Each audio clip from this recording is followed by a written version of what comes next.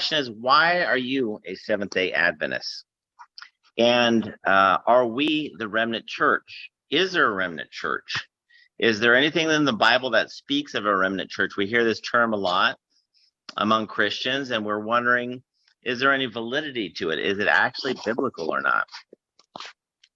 So we should always, in every situation, be ready to give a reason for our faith. Why do we believe the way we believe? 1 Peter 3:15 says, "But in your hearts revere Christ as Lord. Always be prepared to give an answer to everyone who asks you to give the reason for the hope that you have, but do this with gentleness and respect." So if someone asks us why you're Seventh-Day Adventist, we have to give it in a gentle manner and very respectfully. So is there a remnant church? Revelation 12:17 speaks of the dragon, which is, in the primary sense, the devil, which was wroth with a woman. That means angry with a woman. In prophecy, the woman represents the church. So as during the time from apostolic times all the way until present is this woman that continues on, and she has a remnant of her seed. And this is the last church. So this is where we get the term remnant. And Satan is very, very angry with the remnant church.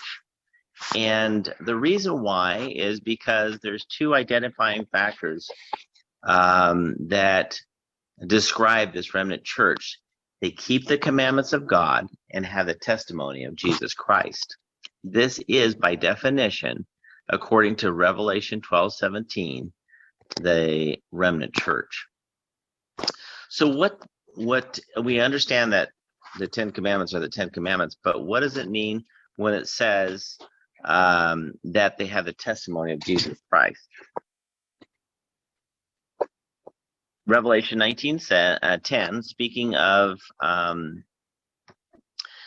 John when he is being taught by an angel, he begins to fall at his feet and worship the angel. And it says, "I fell at his feet to worship him. And he said unto me, See thou do it not.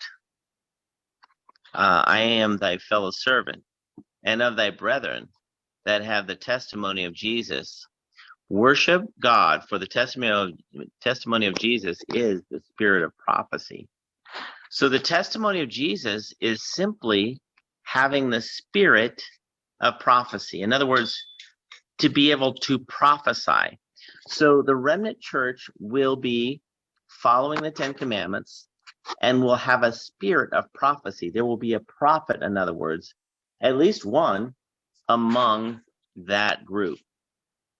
So the Ten Commandments are found in Exodus 20. And it's pretty obvious that the Seventh-day Adventist Church does promote the Ten Commandments. Do other churches promote the Ten Commandments? Oftentimes they say they do, but surprisingly enough, the fourth commandment is left out for some reason. And sometimes you hear things like, well, the commandments were nailed to the cross. Or we're not under the law, we're under grace. These are explanations why the fourth commandment is missing out of the 10. But when you ask them, well, is it okay to steal? No, that's not okay. Well, is it okay to covet my neighbor's things? No, that's not okay. Is it okay to kill? No, that's not okay. So which one of the 10 can we get rid of? Because the 10 commandments aren't something you can really cherry pick. They're actually God's commandments, and what the Bible refers to as the law of liberty.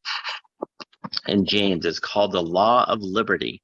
In other words, if you're actually following the Ten Commandments, you don't have to, and everyone else is following the Ten Commandments, like we will be in heaven, we don't have to worry about having keys because we don't need to lock up anything. There's no one stealing. That's liberty. And when we sin, then we're back in bondage. And it's interesting, a lot of the churches have actually flipped that around so that if you're following the 10 commandments, they say, then that means you're in bondage. And it's actually the opposite. When you sin, you're in bondage, and Christ came to set us free from sin. And if the Son sets you free, you shall be free indeed. So the Seventh-day Adventist Church does promote all 10 commandments. What about a prophet? Is there a prophet? Ellen G. White, as far as I know, didn't specifically say she was a prophet, although her writings clearly denote that she was. She was born in November 26, 1827, and died July 16, 1915 in Elmshaven, Deer Park, California. Incidentally, that's where I was born. But she was an amazing woman. She was actually the most translated female author in the entire history of literature, as well as the most translated American author of either gender. She meets the criteria mentioned in Revelation 12:17, and she is the spirit of prophecy. We consider her a prophet of the Lord, an inspired author. This is from the Ellen White Estates. It says just a little bit more information about her. She was a author during the 19th century, 1827 to 1915. Yet through her writing, she still is making revolutionary impact on millions of people around the world. During her lifetime, she wrote more than 5,000 periodical articles, and 40 books. But today, including compilations from her 50,000 pages of manuscript, more than 100 titles are available in English. And we went over that. She's the most translated author, woman author in history, and the most translated American author of any gender. Her writings cover a broad range of subjects, including religion, education, social relationships, evangelism, prophecy, publishing, nutrition, and management. Her life-changing masterpiece on successful Christian living, Steps to Christ, has been published in more than 140 languages. Seventh-day Adventists believe that Mrs. White was more than a gifted writer. They believe she was appointed by God as a special messenger to draw the world's attention to the Holy Scriptures and help prepare people for Christ's second advent. From the time she was 17 till she was 70 years old, God gave her 2,000 visions and dreams. Sometimes they would last for a few minutes, sometimes up to 4 hours. This is the official response about Ellen White. One of the gifts of the Holy Spirit is prophecy. This gift is an identifying mark of the remnant church, which we spoke about, and manifests it in the ministry of Ellen G. White. As the Lord's messenger, her writings are a continuing and authoritative source of truth, which provide for the church comfort, guidance, instruction, and correction. They also make clear the Bible is the standard by which all teachings and experience must be tested. This is from Wikipedia, and this is a flip side of what we believe. It's what we don't believe. And in the 70s, a gentleman by the name of Walter Reed wrote a book, The White Lie, basically saying that Ellen White wasn't real and that she plagiarized everything. So the Seventh-day Adventist Church actually hired an attorney who, by the way, was a Roman Catholic. So if anyone wanted to turn in the Seventh-day Adventist Church and Ellen White into saying that they were a lie and she wasn't legitimate, it would have been this gentleman. It was a very reputable law firm. And this is his conclusion. Vincent L. Ramick was the attorney, and he read her writings. He spent something like 400 hours, I read, in trying to discover if she actually was could be considered a plagiarist or not. And this is what he said. He concluded that there were it says he undertook a study of Ellen G. White's writings during the early 1980s and concluded that they were conclusively unplagiaristic. So in the 70s and 80s is when she was being questioned.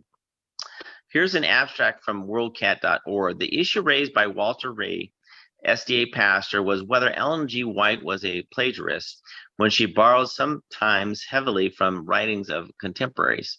The chief legal counsel for General Conference, Warren L. Jones, hired attorney Vincent Ramick, a specialist in copyright law, to investigate the writings of Ellen White purely from a legal standpoint to address the issue of plagiarism. His conclusions were that she had put on a she had been put on a trial. If she had been put on a trial for plagiarism, the defense would have found there simply is no case. These findings were published in the Adventist Review on September 17th, 1981. So they did an interview with him, and I read some of the excerpts from the interview. And it was very interesting. This gentleman actually read The Great Controversy, and he said over and over again he was moved, very moved by her writings. So let's talk about the Seventh-day Adventist Church and what it really stands for. We know that it stands for the Ten Commandments. We know that it has a prophet that leads us to the scriptures. She's considered the lesser light, not the greater light. The greater light is Christ, and the scriptures point to Christ. In the Bible and Revelation, the scriptures are represented by the moon, which the woman stands on, and she's clothed with the sun, which represents Christ. The woman is the church. So the foundation of a church is very important, because if you're not on firm foundation, which is the Word of God, the scriptures, then you will crumble when trials and tribulations come. Seventh-day Adventists used to be known as the people of the book. Now, would they be known as the people of the book today? I hope so, because we follow the Bible. Sola Scriptura, that's one of the foundations of Protestants, and we continue that tradition of following the Bible and letting that be our foundation. So when we talk about the Seventh-day Adventist Church, we talk about basically 5 pillars for its foundation. So in this lecture, I just want to point out 5 things that I hope that you get. The 5 foundations of the Seventh-day Adventist Church, the 3 angels' messages, the 2300-day prophecy, the 70-week prophecy, and what does present truth stand for? First of all, the 5 foundations of the Seventh-day Adventist Church are actually embodied in the 3 angels' messages, which is awesome. And the 3 angels' messages are found in Revelation 14, 6 through 12. And this is what Ellen White has to say about the purpose of the Seventh-day Adventist Church. She says, in a special sense, Seventh-day Adventists have been set in the world as watchmen and light bearers. To them has been entrusted the last warning for a perishing world. On them is shining wonderful light from the Word of God. They have been given a work of the most solemn import, the proclamation of the first, second, and third angels' messages. There is no other work of so great importance. They are to allow nothing else to absorb their attention. This is basically our marching orders. We are to tell the world about Jesus and the 3 angels' messages. This is our whole purpose. This is the reason why we exist, because we are the last warning to a world that is soon to perish. Revelation 14:6 says, "And I saw another angel fly in the midst of heaven, having the everlasting gospel to preach unto them that dwell on the earth, to every nation, kindred, tongue, and people." Now, Matthew 24 talks about a gospel being preached to the whole world just before the end. This is a sister text to Matthew. This is the message to be preached throughout the whole world just before Jesus comes. Who's going to do it? The Seventh-Day Adventist Church is going to do it. You and I. Revelation 14:7 describes the first angel, what it says, saying with a loud voice, "Fear God, give glory to him, for the hour of his judgment is come, and worship him that made the heaven, the earth, the sea, and the fountains of water." So you see a few elements mentioned in the first angel's message. Fear God, give glory to him, his judgment is come, and worship him who made the heavens, the earth, the sea, and the fountains of waters. These are the four things mentioned in the first angel's messages. Now, what does it mean to fear God? Well, Proverbs 8:13 clearly says, to hate evil is the fear of God. To fear God is simply to hate evil. What does it mean to give glory to him? Well, all have sinned and fallen short of his glory. So if you're sinning, you're not giving him glory. But if you're honoring him and obeying him and not sinning, that is actually giving God glory, because you're reflecting his character, which are embodied basically in the Ten Commandments. What about the hour of his judgment has come? Where do we get the judgment? This comes from the 2300-day prophecy mentioned in Daniel. And to understand the 2300-day prophecy, you must understand the 70-week prophecy. Then you can go out and say to others, the judgment is now. It began in 1844, and it's soon to end. Christ is not going to remain in the most holy place forever. Soon, very soon, he's going to finish the judgment work, and then Jesus will come. What does it mean to worship him in the heavens, the earth, the sea, and the fountains of water? The last issue in time is over worship. You're going to worship the beast in his image, or you worship the God of heaven. The God of heaven actually mentions a particular day to worship him on. That is the seventh day.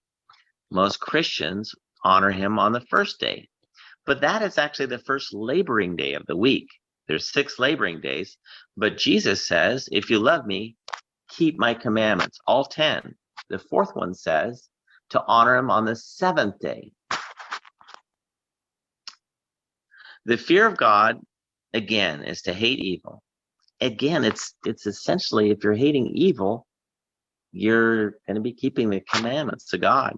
Give glory to him, not only with our actions, but in our bodies, because when Paul says to honor him with our mind and our body is what we eat. So what we eat affects our mind. How can we have a mind that glorifies him if we're polluting our bodies? If we drink alcohol, can we glorify him? No. So what we eat affects our mind. So we want to have the clearest mind to resist the devil and to be able to worship God. What about the hour of his judgment? Is that significant? It's very significant, because when his judgment is over, there is no other time. Most churches believe that you will be raptured out of here, and those who didn't get it the first time get a second chance. The Bible doesn't teach this. This is why the hour of his judgment is so important. We also embodied in the first angel's message is the state of the dead.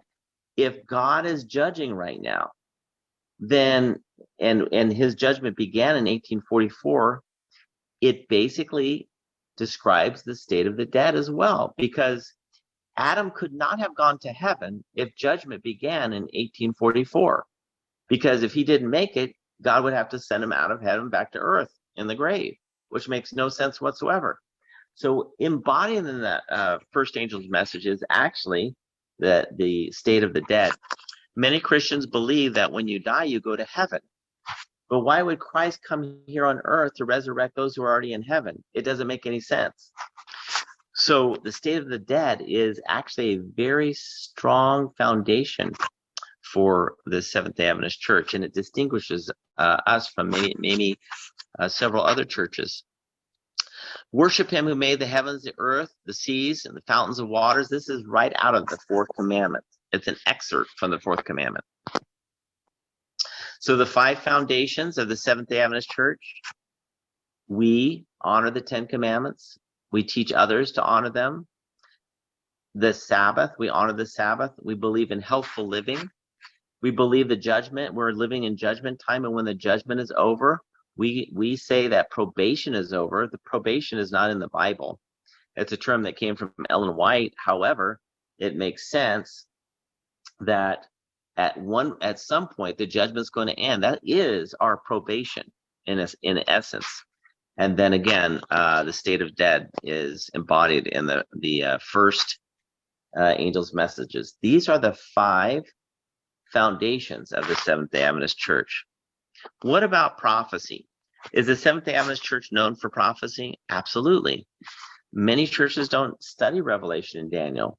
This has been our focus, and we try to tell others and teach others about prophecy because we can understand the future and what's going to happen, where others are afraid and they're scared. They don't know what's going on. Especially today, it's not getting any better. There's more and more anxiety and fear all around us. In terms of prophecy, Christians usually adhere to one of these schools of thought: the preterist view, the futurist view, historicist view, and idealist view. The preterist view historically is a view that was produced by a Jesuit, Louis de Alcázar, 1554 to 1613, who wrote the first systematic preterist exposition of prophecy. Yeah, I don't know how to say that, but you can read it in Latin. Published in 1614 during the Counter-Reformation. You see, during the Reformation, when Protestants came out of the Catholic Church, there was a establishment of a Jesuit order to counteract that movement and bring the daughters back into the church. This was the Counter-Reformation, and this is how the Jesuit order was established. So this preterist view that you hear, basically it said everything has already happened in the past.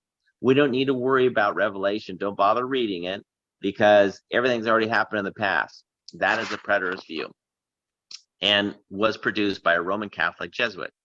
What about futurist view? This is where most Christians fall in the category. They believe that everything from Revelation 3 on is dealing with the literal Jews, and so we don't need to pay any attention to Revelation from 3 on because it has nothing to do with us, because we're going to be raptured out of here before the 7 last years of tribulation. Well, incidentally, 7 last years of tribulation are not in the Bible. They ripped it out of the 70-week prophecy and threw it into the future. This is the futurist view. Who came up with this thing? The 2 Catholic Jesuit writers, Manuel Lacunza and Francisco Ribera, proposed the futurist view, and from 1537 to 1591 is when he lived. The other one, 1731 to 1801. Lacunza wrote under the pen name Ben Ezra, and his work was banned by the Catholic Church. Up until the 19th century, the futurist view was generally shunned by non-Catholics, being seen as a self-defense of the papacy against the claims of the historicist reformers. So it's kind of interesting. It makes no sense, really, because basically their own people came up with this, and then they're saying, oh, we're not going along with this because the historicist view is saying that this is came up from the Adventist Church to defend itself. The thing with the futurist view is it takes the focus off the Catholic Church, who is actually the beast that rises up out of the ocean in Revelation 13. So both the preterist view and the futurist view both take the magnifying glass off and the focus off of the Catholic Church. Incidentally, they were both produced by Catholic Jesuits. What about the historicist view? The historicist view actually is not new from the Seventh-day Adventist Church. Historicist view actually was what the reformers believed. And we as Seventh-day Adventists have just gone back reviewed it and said, this is the way the Bible reads. It makes sense. It makes the most sense, and it's not Catholic. So this is basically a view that links prophecy through history. So there's no missing links in history from the beginning to the very end. The historicist view is what we as Adventists believe. It incorporates the 2300-day prophecy, which we have often termed the investigative judgment. It's anchored on Daniel 8:14, and it is a continual, uninterrupted chain of historical events. So this is the 2300-day prophecy. Why can we preach the first angel's message? Because we understand the 2300-day prophecy. The 2300-day prophecy predicts when Jesus would actually enter the most holy place where judgment takes place.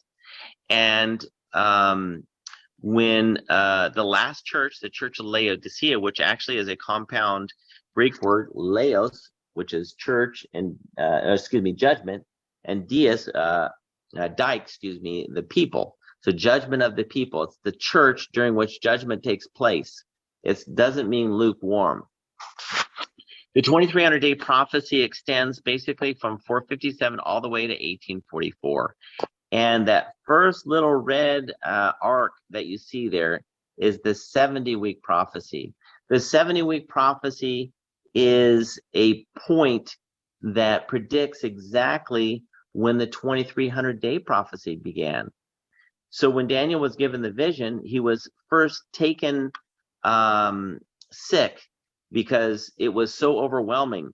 But the time period for the 2300 days was given, but the actual period when it began was not given. And when Gabriel came to explain the dream to Daniel, he began with the 70-week prophecy. So that was the beginning of the 2300-day prophecy, which we believe a day for year principle, which our reformers believe the same way. This is not something the Seventh-Day Adventist Church came up with. It's actually from the reformers. They believe that a day equals a year. So it's 2300 years. And if you follow the 70-week prophecy, it predicts exactly when Jesus would be baptized in AD 27, when he would die in the middle of the week, AD 31, and what would be the end of the 70-week prophecy would be the stoning of Stephen in AD 34. This is the end of the probation, if you will, for the Israelites, the Jews. They were no longer a favored nation. God withdrew his protection. And ever since then, the Jews have incurred so much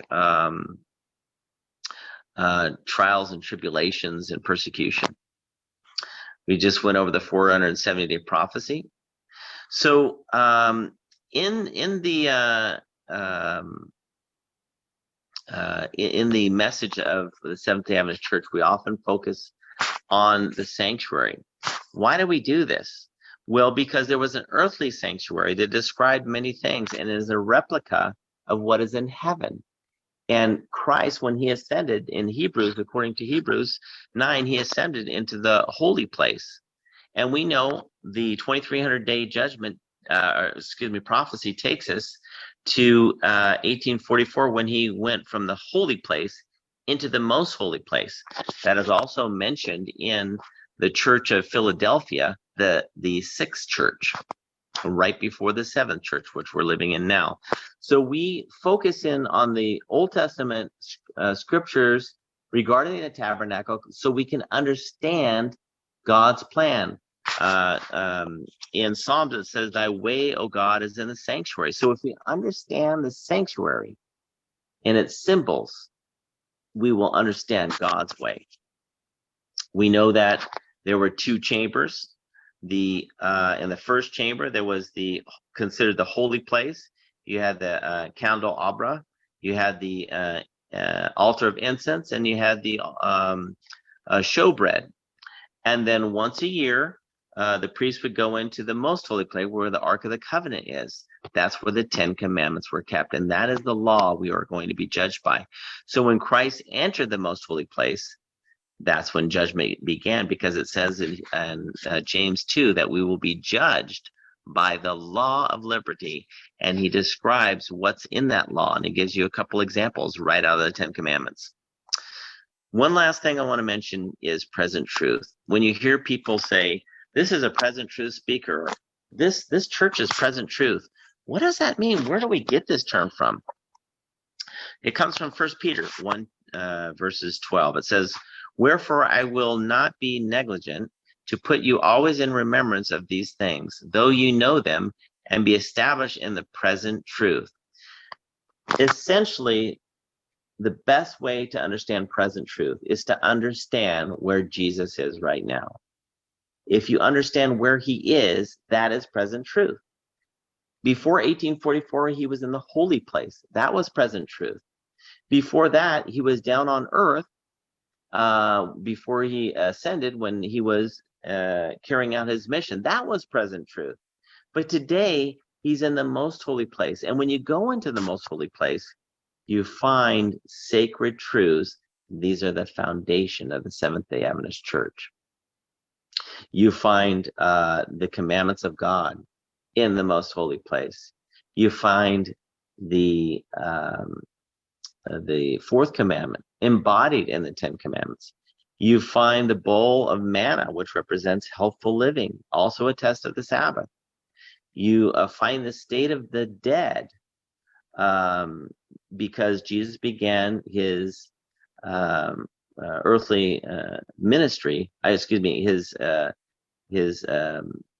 judgment in 1844. And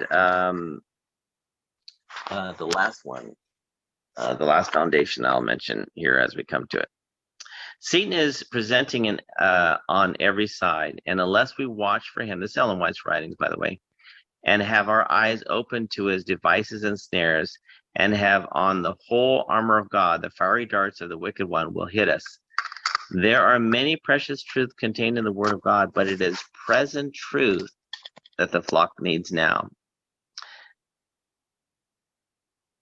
Okay, I've seen many dangers of messengers running off from the important points of present truth to dwell upon subjects that are not calculated to unite the flock and sanctify the soul. Satan will here to take every possible advantage to injure the cause. But such subjects as the sanctuary, in connection with the 2300 days, the commandments of God, the faith of Jesus, are perfectly calculated to explain the past, Advent movement, and show our present position.